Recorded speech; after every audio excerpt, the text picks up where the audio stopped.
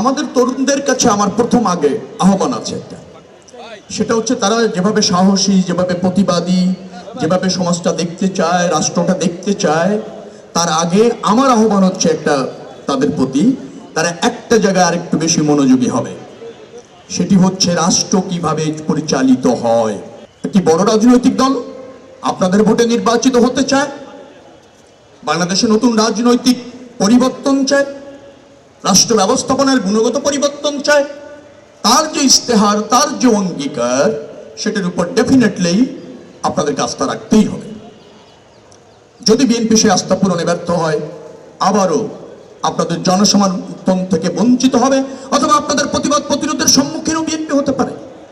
অতএব এ পর্যায়ে আপনাদেরকে আস্থা রাখতেই হবে। যেমন শিক্ষা নিয়ে বলেছেন, প্রথমে একজন বলেছিলেন যে তিনি আইটি সেক্টরে কাজ করেন, স্কিল ম্যান পাওয়ার দেখতে চান। হ্যাঁ, স্কিল ম্যান পাওয়ারের জন্য বিএনপির কি করণীয় ইতিমধ্যে নির্ধারণ করেছে জেনেছেন কি?